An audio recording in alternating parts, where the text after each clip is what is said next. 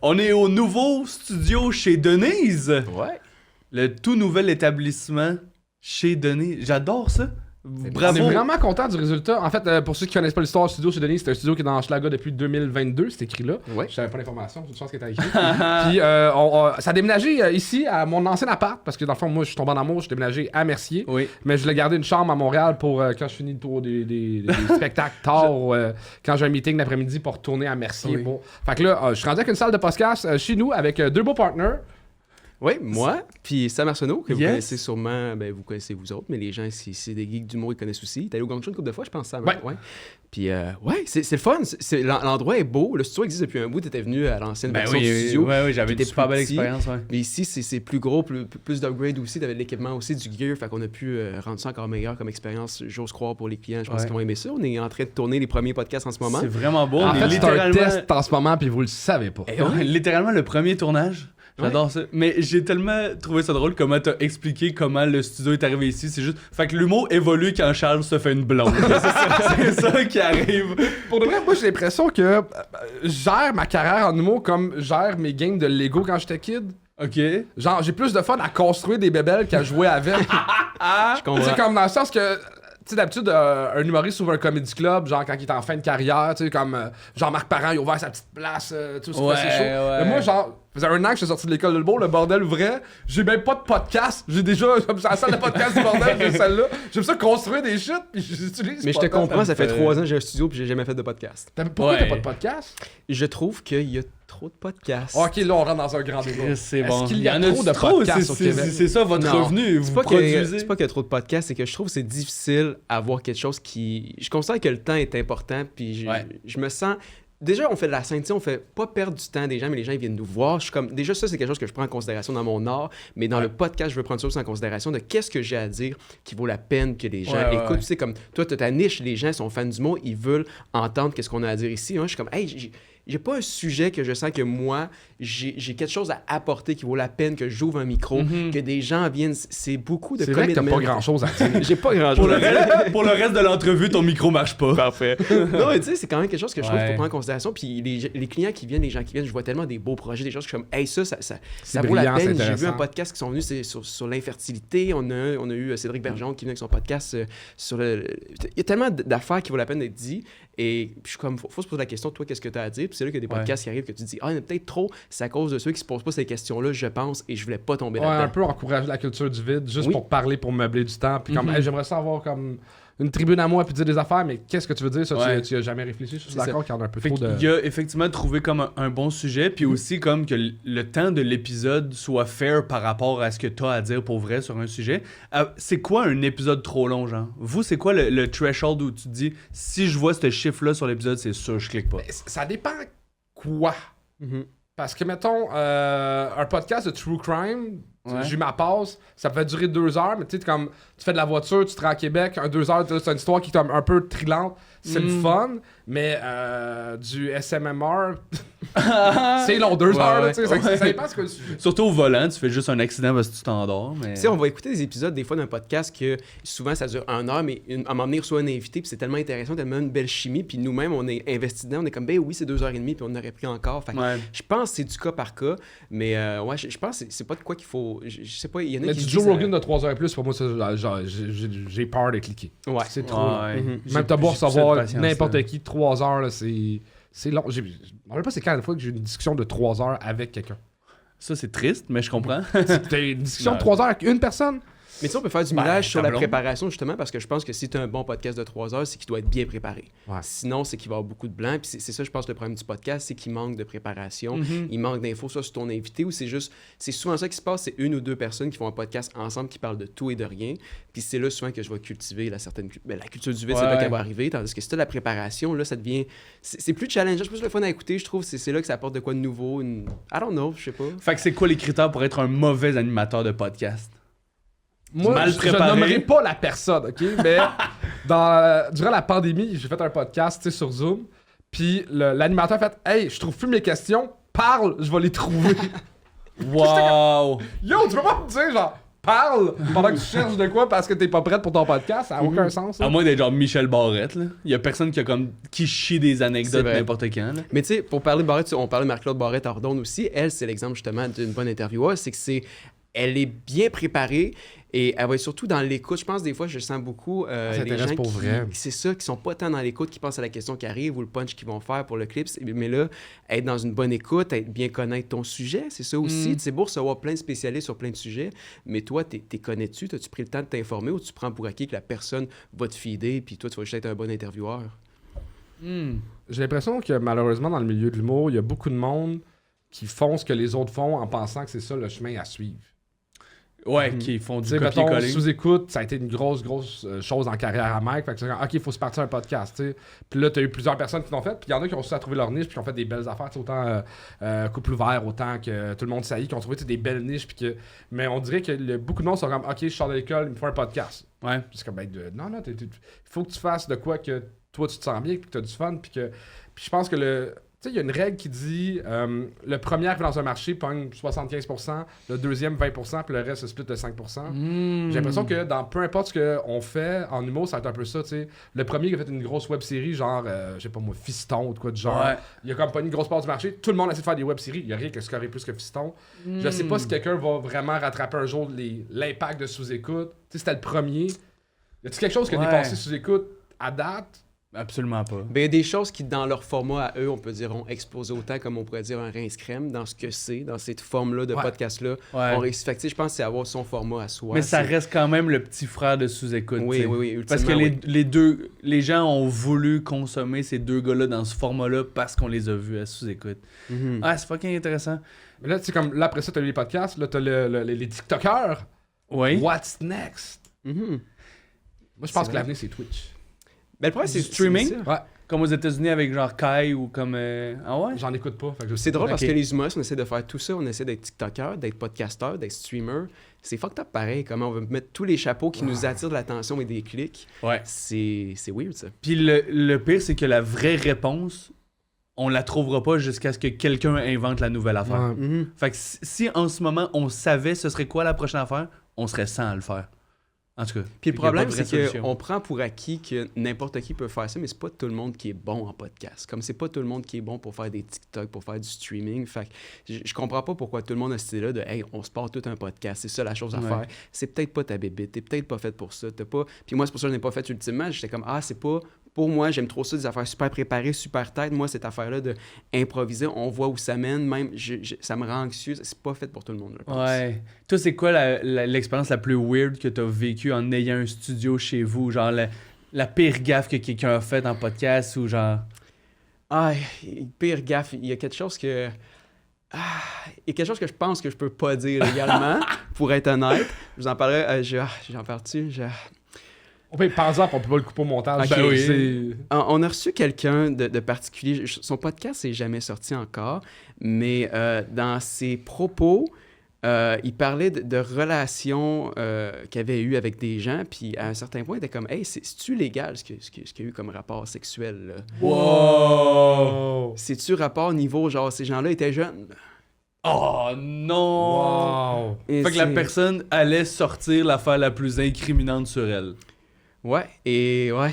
Puis l'invité était comme après, est-ce que moi aussi je sais ça? Puis le tech était comme, ouais, on a entendu ça nous aussi. C'était particulier ce moment-là. Est-ce que nous, on sait c'est qui? C'est Oui, vous le connaissez. Genre, name drop pas. On là, dirait mais... mon sous-écoute avec Julien Tremblay. Il avait dit qu'il matchait avec il avait vu sa fille sur Tinder. Je suis comme, yo, ça n'a pas de sens, il faut que tu Wow! ranges. Faut qu'elle baisse son range d'âge, puis toi tu le montres, là, ça n'a pas de sens. Là. C'est vrai. Vous le connaissez, vous riez si je dirais c'est qui, mais faudrait le censurer par contre. Là. Non. Ok, mais sinon, tu sais, le fait d'avoir reçu Cédric Bergeron qui faisait son podcast Ouais. chez nous, ça On parle aussi. avec des meurtriers. Ça, c'est Ben, trop drôle, man. Parce que c'était littéralement Yo, t'as votre chié sur appart le même chez bol qu'un vous, là. meurtrier. là. C'est ça qu'il faut dire, c'est que le studio avant, il était chez nous dans notre appartement. Puis c'était direct à côté de ma chambre. Il y avait juste un petit truc qui séparait ma chambre et le studio. Donc, Ouais. moi, j'étais chez moi, il y avait des meurtriers qui venaient chez moi, il y avait des gens qui passaient, qui me serraient la main. Puis j'étais comme, lui, c'est quoi qu'il a fait, Cédric? Puis il me le dit. J'étais comme, ah, OK. On a installé des caméras chez nous à cause de ce podcast-là. C'est là. vrai? Wow. Ouais. Pas juste des caméras pour le podcast. Non, genre, non, c'est ça. j'étais Non, comme, non, ben, c'est à ça que ça sert, un studio. Mais là, tout le monde était super gentil. Les gens qui ont reçu, en tout cas avec nous, tous des gens très bienveillants. Wow. Mais ça a été spécial comme expérience. Recevoir ça, c'est...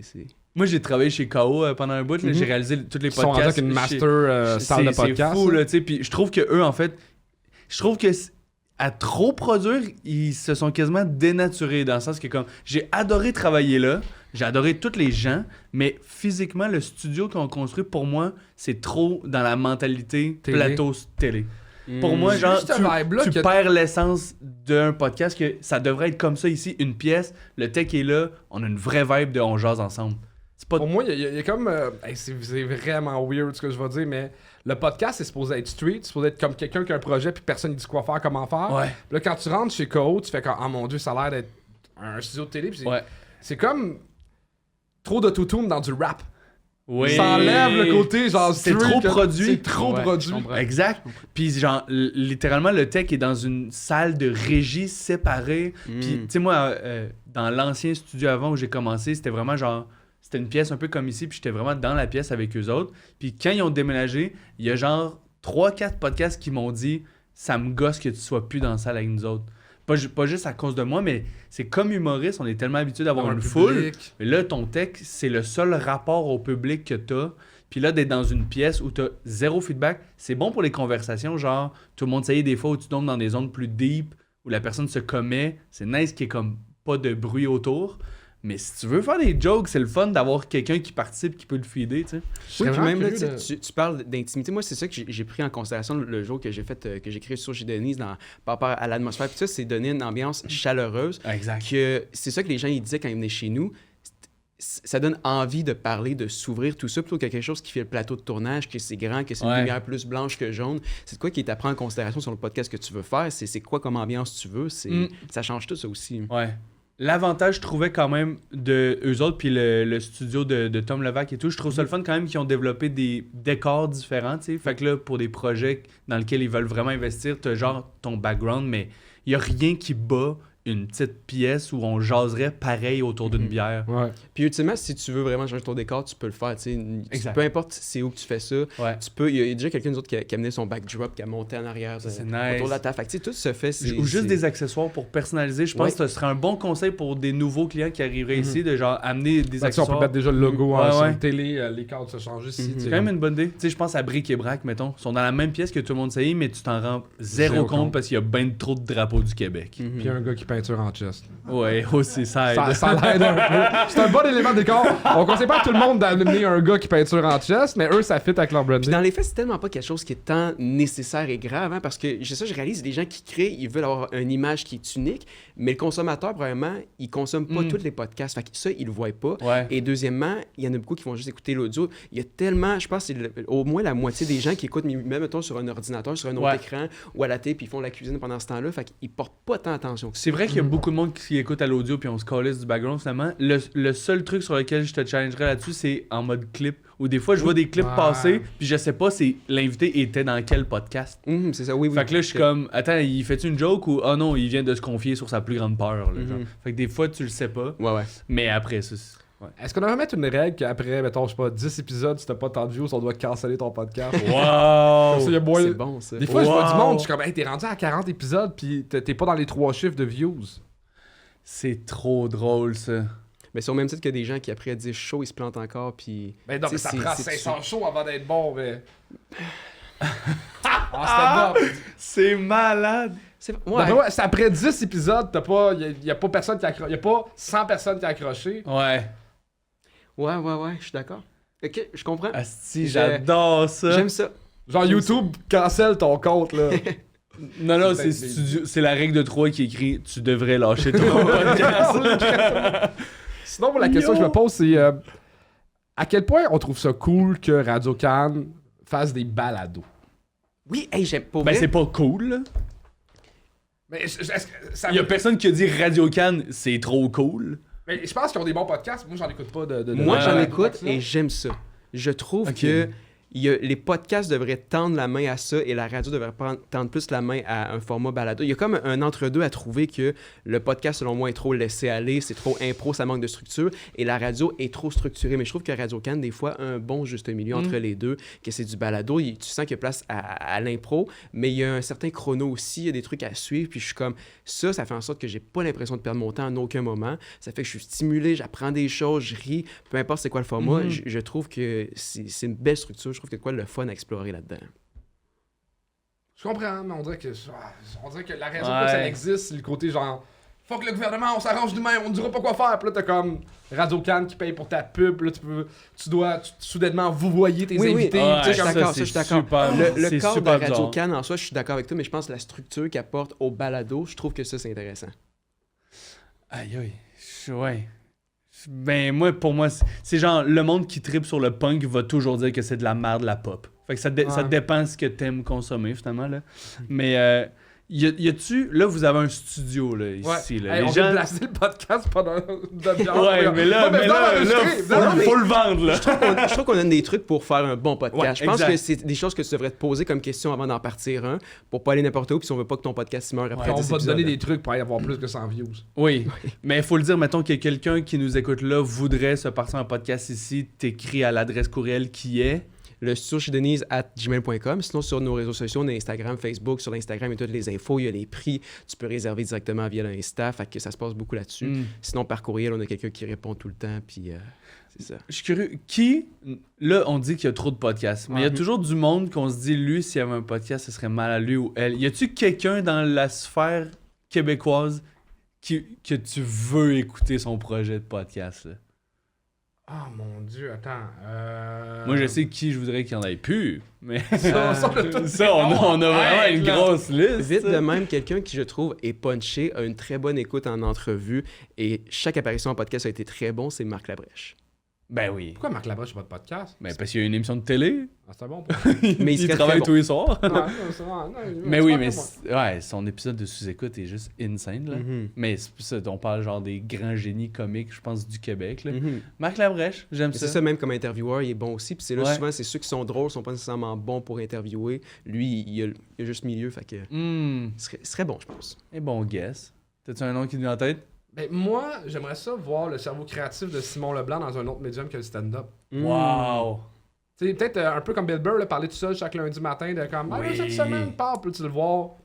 Mais ça, c'est plus très relié au stand-up. Là. Mais j'écouterais une heure de Simon Leblanc qui improvise. Fucking bonne idée. Je suis très d'accord. Ben, on va lui lancer une perche. Puis c'est sûr qu'il y a plus que 3 chiffres de vues après 10 épisodes. Ouais, je pense que c'est. Essaye donc d'inviter à ton podcast. Simon, il ne veut pas faire aucun podcast. C'est vrai? Il s'est dit, moi, tu sais, je me concentre sur le stand-up puis ma famille.